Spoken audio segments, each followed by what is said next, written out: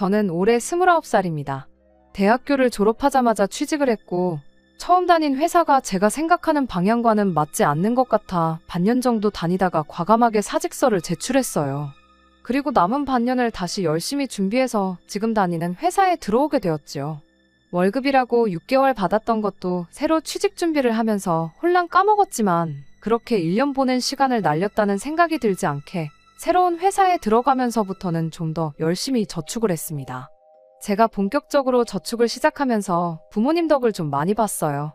원래는 혼자 자취를 했는데 새 회사 들어가면서 교통이 부모님 집에서 출퇴근하는 게 더 가까워서 방을 빼고 집으로 다시 들어갔거든요. 덕분에 나가던 월세만큼 더 돈을 아낄 수 있었고 필요한 지출이 생기면 부모님 찬스를 쓸 때도 있었어요. 새 회사에 어느 정도 익숙해지고 자리가 잡히면서 지금의 남자친구를 만나게 되었습니다. 인연을 만나다가 자연스럽게 결혼 이야기가 나온 케이스예요.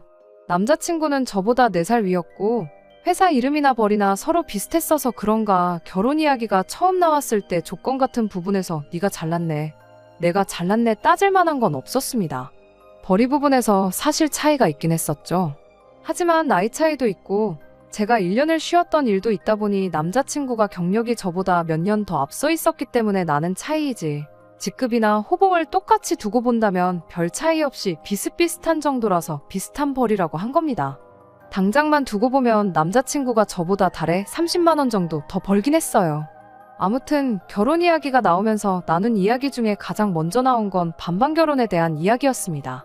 남자친구가 저에게 먼저 말을 했고 딱 더도 말고 덜도 말고 자기가 모아놓은 만큼만 가져와서 반반 결혼을 하자고 했어요. 자기가 20대에 결혼했으면 부모님한테 어느 정도 지원을 기대했겠지만 이제 나이도 나이인데 부모님 손 벌릴 때는 지난 것 같다고 하더군요. 뭐 공증을 받아놓고 그런 건 아니었지만 사실 저는 훗날 제가 결혼할 때가 오면 부모님께서 지원을 해주겠노라고 이미 꽤 오래전부터 이야기를 해주셨었어요. 그것도 꽤나 큰 금액으로 말이죠. 제가 외동딸이라 그런 것도 있지만 부모님께서 매번 제 결혼에 대해 하시던 말씀 중 하나가 너 시집가면 해달라는 거 다 해줄 수 있다. 대신 너무 현재의 모습만 보고 결혼 상대를 정하지 말고 그 사람의 장래성까지 다 따져보고 선택하라는 말이었어요. 당장 제 결혼 상대가 보잘것없을지라도 앞으로의 가능성 같은 것도 관찰해보란 소리셨죠. 경제적인 부분은 당신들이 지원해줄 수 있으니 저랑 앞으로 더 좋은 미래를 꾸려나갈 수 있는 그런 사람을 만나라는 말이었습니다. 저희 부모님이 뭐 억만장자 같은 부자는 아니지만 경제적으로 부족하신 건 없어요. 저희 부모님은 정육점을 하시는데 주변에 도보로 아파트 단지가 밀집해 있기도 하고 주변의 마트가 애매한 위치에 있는 자리에서 하고 있다 보니 장사가 엄청 잘 됩니다. 한자리에서 오래 하셨기 때문에 경쟁업체가 생겨도 큰 타격이 없었고 정직하게 장사하셨다 보니 단골도 엄청 많으시고요. 그 덕에 저희 삼촌들까지 해가지고 가게를 2개를 더 냈어요. 그 가게들도 저희 부모님이 차려준 거라 삼촌들이 따로 저희 부모님께 매출의 일부를 주고 있기도 하고요. 당장 부모님이 가게를 팔아버려도 2분 노후까지 먹고 사는데 지장이 없을 정도로 경제적인 부분에선 아쉬울 게 없는 상황이셨거든요. 여유가 있으시니 할 수 있는 말이겠지만 아무튼 저한테 늘상 강조하셨던 게 장래성 있고 오래 행복할 수 있는 사람과 결혼하란 이야기를 자주 하셨습니다. 이야기가 잠깐 새긴 했는데 아무튼 남자친구가 부모님 도움을 받지 않겠다고 하는 말이 터무니없는 소리처럼 들리지는 않았습니다. 저도 이직 후에 1년 낭비한 거 메꾸겠다고 열심히 돈을 모으고 하다 보니 나름 돈 모으는 방법도 터득하고 거기서 돈 모으는 재미가 뭔지도 알게 되었거든요. 게다가 저나 남자친구가 월급이 적은 편도 아니고 하나하나 작은 목표부터 이루어 나가는 것이 처음부터 모든 걸 다 갖추고 시작하는 결혼보다 훨씬 의미 있고 값진 경험이 될 수도 있겠다고 생각했어요. 그 값진 경험이 저희 부모님이 늘상 강조하셨던 좋은 미래를 꾸려나갈 수 있는 밑거름이 될 수 있겠다는 생각이었죠. 그래서 남자친구한테 반반 결혼 나도 좋다고 했어요. 원래 부모님 지원을 받을 계획이 있긴 했지만 오빠 말대로 우리 힘으로 우리 앞길 잘 꾸려나가보자 말했죠. 대출이 조금 생기긴 하겠지만 회사에서 직원들 대상으로 좋은 금리로 대출해주는 복지제도가 저희 회사나 남자친구 회사나 둘 다 가지고 있던 상황이기도 했고 그렇게 양쪽 회사에서 대출받고 모은 돈 합치고 하면 자동차나 리모델링은 조금 무리겠다 싶기도 하지만 두 사람 시작할 작은 신혼집의 결혼식 비용 정도는 모두 충당하겠다 싶었거든요. 대출이야. 요즘 대한민국에 대출 없이 사는 사람이 어디 있겠으며 그거 갚아나가는 것 또한 좋은 기회가 될 거라고 생각했기에 이자 정도는 무리도 아니겠다는 생각이기도 했었어요. 그런데 남자친구가 제 대답을 듣더니 자기는 그렇다 쳐도 저는 부모님 지원을 받아야 하는 거 아니냐고 묻더라고요. 양가 지원 없이 우리 힘으로 시작하자는 소리 아니었냐. 그런데 갑자기 무슨 지원 타령이냐 제가 물어봤어요. 그랬더니 남자친구가 자기가 얼마나 모아놓았을 줄 알고 아무 도움 없이 반반 결혼을 할 수 있다고 생각한 거냐고 대답을 하더라고요. 그때는 아차 싶었어요. 생각해보니 남자친구가 저보다 나이도 많지. 회사 생활도 오래 했지. 거기에 월급도 더 많은데. 남자친구가 지원을 받지 않겠다고 한 건 자기가 안 받겠다는 말이었고 반반 결혼하자는 건 자기가 모아놓은 만큼 저도 가져오라는 소리였는데 저 혼자 그걸 오해했구나 싶어서 얼굴이 다 화끈거렸네요. 아무튼 그래서 그때 처음으로 서로의 경제 상황에 대해서 오픈을 했어요. 연봉이랑 이런 사소한 것들이야 연애 시작하고 얼마 지나지 않아서 서로가 공유를 했지만 그동안 얼마나 모아놓았는지에 대해서는 사실 한 번도 이야기했던 적이 없거든요. 그런데 남자친구가 자기가 모아놓은 돈은 6천만 원이다라고 이야기했을 때 대체 이 사람은 무슨 자신감으로 나보고 부모님 지원을 당연하게 받아야 그 돈을 맞출 수 있다고 생각한 거지 싶었습니다. 그렇게 자신있게 말한 사람치고는 조금 애매한 액수잖아요. 물론 6천만 원이 적은 돈은 아니지만 그래도 그렇게 자신있게 말할 정도였으면 아무리 못해도 저는 1억은 충분히 모아놓았을 거라 그렇게 생각했었죠. 어쨌든 저도 경력이 꽉 채운 4년밖에 안 돼서 제가 모을 수 있는 돈의 상한은 정해져 있었지요. 부모님 덕을 많이 보기는 했지만 그렇다고 해서 제가 지출을 하나도 안 하고 월급 전부를 저금했던 건 아니었으니까요. 그래도 총액만 두고 보면 남자친구가 모아놓은 돈보다 제가 1,000만 원 더 많았습니다. 남자친구가 제가 모아놓은 돈의 액수를 듣고 말수가 적어져서 우스갯소리로 부모님 지원은 내가 아니라 오빠가 받아와야겠다 하고 놀렸어요. 남자친구도 그 말에 정신이 퍼뜩 들었는지 어떻게 제 연차수에 그런 많은 돈을 모았냐고 묻더라고요. 그래서 제가 여러모로 부모님께 지원을 받은 게 있다. 지금도 부모님 집에서 살고 있고 생활비도 따로 보태는 게 없다 보니 돈이 잘 모이더라. 이렇게 말은 해줬어요. 그래도 남자친구라고 자존심 상하지 말라고 최대한 제가 돈 모으기 좋았던 상황이었다고 좋게 이야기했던 거예요. 남자친구는 잠깐 말수가 다시 줄어들더니 그럼 그럴 게 아니고 자기보다 더 모아놓은 그 1,000만 원은 우리 결혼하거든 저희 부모님께 드리면 어떻겠냐고 물어왔습니다. 그 1,000만 원이 더 있다고 해서 우리가 아예 대출을 안 받을 것도 아니고 3억을 대출받나 3억 천을 대출받나 그게 그거 아니겠냐고 하더라고요. 1,000만 원 아끼는 거 좋지만 이자 차이가 크게 나질 않으니 차라리 그 돈으로 여태까지 부모님한테 받은 은혜를 갚는다고 생각하면 저희 부모님께서 반드시 저를 대견스럽게 여기실 거고 참 좋아하시지 않겠냐 하더라고요. 일석이조로 제가 큰 효도할 수 있는 기회이기도 하지 않냐면서 말이죠. 그 속이 뻔히 보이긴 했어요. 결론은 자기가 부모님한테 지원받을 생각은 여전히 없다는 말을 좋게 돌려서 말한 거였죠. 그렇다고 자기가 당장 어디서 1,000만 원이 생기진 않을 것 같으니 차라리 그 1,000만 원으로 기분 내고 반반 결혼하자는 말이었지만 그래도 그땐 그냥 남자친구가 했던 말 중에 그런 뻔한 속셈은 계산 안 하고 좋은 쪽만 생각해서 그렇게 하겠다고 했죠. 남자친구 말 맞다나 1,000만 원이 크다면 큰 돈이지만 저희가 거의 대출받는 액수도 상당했다 보니 그거 생각해보면 또 그렇게 큰 액수도 아니고 게다가 당장 남자친구 월급이 저보다 높았으니 그거 생각하면 그러려니 넘어갈 수 있는 액수이기도 했고 저도 여태까지 부모님 집에 얹혀 살면서 이득 본 게 많았으니 효도한다 생각하면 못할 것도 없겠더라고요. 그래서 남자친구한테 그렇게 하겠다 말했죠. 그때는 뭐 조목조목 따져가며 하나하나 다 짚고 넘어갈 그런 생각도 하지 않았습니다. 어쨌든 저도 2년 연애하면서 이 사람의 좋은 점도 많이 봤고 어느 정도 확신이 있었으니 결혼까지 결심했는데 돈 1,000만 원 때문에 파혼하는 것도 웃기겠다는 생각이었어요.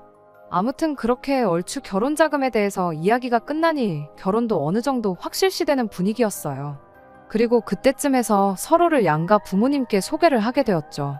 남자친구를 저희 부모님께 소개시키는 날이었는데 원래는 며칠 동안 고생해서 따로 예약해놓은 장소가 있었는데 부모님 가게 사정 때문에 아쉽게 예약 취소를 해야 했습니다. 급한 대로 약속 장소를 바꿔서 저희 집 근처에 있는 그나마 분위기 괜찮은 레스토랑으로 다시 예약을 했습니다. 가게 앞에서 부모님과 합류해서 부모님 차로 같이 이동을 했어요. 그때 남자친구가 저희 집이 정육점을 한다는 사실을 처음 알았어요. 저한테 부모님이 정육점을 하시는구나 하고 말하고는 고기는 원 없이 먹어봤겠네.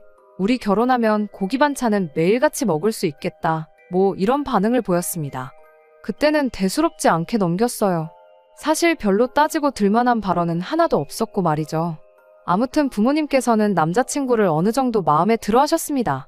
말씀드렸다시피 저랑 스펙 같은 건 누가 잘났네 따질 것도 없이 비슷했고, 무엇보다 남자친구 태도나 행동에서 자신감이 보인다고. 요즘 사람들 공부만 했어서 그런가 자기 의견 말하는데 소극적이고 샌님 같은 사람들 많이 봤는데 그런 점이 남자다워 보인다며 마음에 참 들어 하셨지요. 똑같은 조건의 사람이라면 매사에 자신감이 있는 사람이 나중에 가서 더 성공하는 법이라며 늘상 강조하시던 장래성에 대해서도 좋게 보셨던 것 같아요. 아무튼 그렇게 양가에 서로 인사를 드리고 나니 저희 결혼이 더더욱 본격적으로 진행이 되는 듯 보였어요. 양가의 인사 끝나고 나서는 자연스럽게 상견례 날짜를 잡았지요. 상견례 때는 별다른 이상한 점을 느끼진 못했어요. 다만 이상했던 건 예비 시어머니가 제가 혼자 인사드리러 갔을 때는 이것저것 질문도 많고 말도 많았는데 유독 상견례 날에는 딱딱 짧게 필요한 말만 하고 대답만 하고 그랬습니다.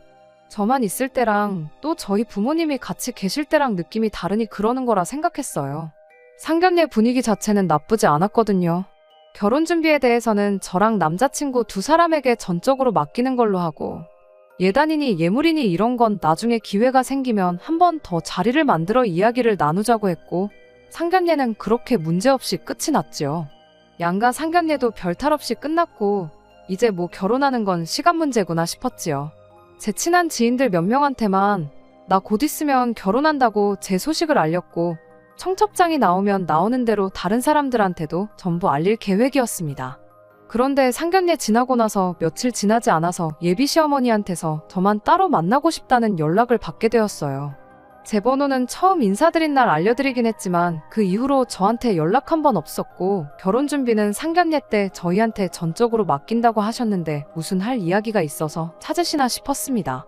따로 이야기하기로 했던 예단 이야기를 하려고 그러나 싶기도 해서 정말 아무 생각 없이 부르는 장소로 나갔어요. 예상한 대로 남자친구는 없었고 예비 시어머니 혼자 나와 있었어요. 무슨 일로 부르셨나 했는데 할 얘기가 있다고 불러놓고선 정작 본론은 이야기 안 하고 날씨가 어떠니 그런 영양가 없는 이야기만 주고받고 있었어요. 자리가 끝날 때까지 별다른 말은 없었죠. 그냥 예비 며느리 보고 싶어서 부르셨나 보다 하고 식사라고 해봐야 3만 원도 안 나왔어서 제가 계산하겠다 했어요. 그리고 가방에서 지갑을 꺼냈는데 그때 예비 시어머니가 역시 하면서 한숨을 푹 내쉬더라고요. 그러더니 자기가 할 말이 있어서 불렀는데 안 하려다가 해야겠다며 자리를 좀 옮기자고 하더라고요. 그래서 근처에 있는 카페로 갔습니다. 카페에 가서 자리를 앉으니 예비 시어머니가 너를 보니 걱정이다 하면서 한숨을 또 내쉬더라고요. 당최 난데없이 한숨을 푹푹 내쉬면서 걱정이라고 하니 내가 무슨 실수라도 했었나 싶더라고요. 아무리 생각해도 잘못한 게 없는데 뭐 때문에 저렇게 실망스러운 얼굴로 걱정이 이만저만이 아니라고 하는가 했더니 얼토당토하는 소리를 꺼내더군요. 제가 명품에 환장한 사람처럼 보여서 걱정이라고요. 뜬금없이 무슨 말을 하시는 거냐 했더니 제 지갑이 명품이지 않느냐고 하는 거예요. 명품은 맞긴 한데 이건 제가 대학교 들어갔을 때 아버지한테 선물 받은 지갑이에요. 가방도 같은 브랜드로 하나 있긴 한데 그건 처음 취직했을 때 어머니께서 사주셨던 거고요. 제 돈 주고 사본 적도 없고 집에 명품이라고는 그거 2개밖에 없는데 저에 언제 뭘 보고 제가 명품을 밝힌다고 하시는 거냐 되물었어요. 아까 전 식당에서 계산할 때 그제서야 제가 지갑 꺼내는 거 보고 브랜드 로고를 봤던 건데 제 지갑 하나만 보고 제가 명품을 밝힌다고 생각한 거면 솔직히 너무 억울하잖아요. 그랬더니 예비 시어머니가 상견례 때 이야기를 꺼내더라고요. 상견례 때는 심지어 명품 비슷한 것도 안 하고 있었는데 무슨 소리를 하시는 거냐 물으니 너 말고 너희 어머니 하면서 그걸 또 언제 하나씩 다 봤는지 저희 어머니가 들고 나온 가방이며 액세서리며 전부 기억해내서는 어디 브랜드 거인지 줄줄 웃고 있더라고요. 상견례 때 보니 예비 사돈이 허영이 조금 심한 것 같더라 하면서 딸은 그 어미를 닮을 수밖에 없는 법인데 당신은 제가 남자친구랑 결혼하면 그때부터 본격적으로 명품을 사모으면 어떡하냐고. 그게 걱정돼서 미리 한마디 해주려고 저를 불러냈다는 겁니다.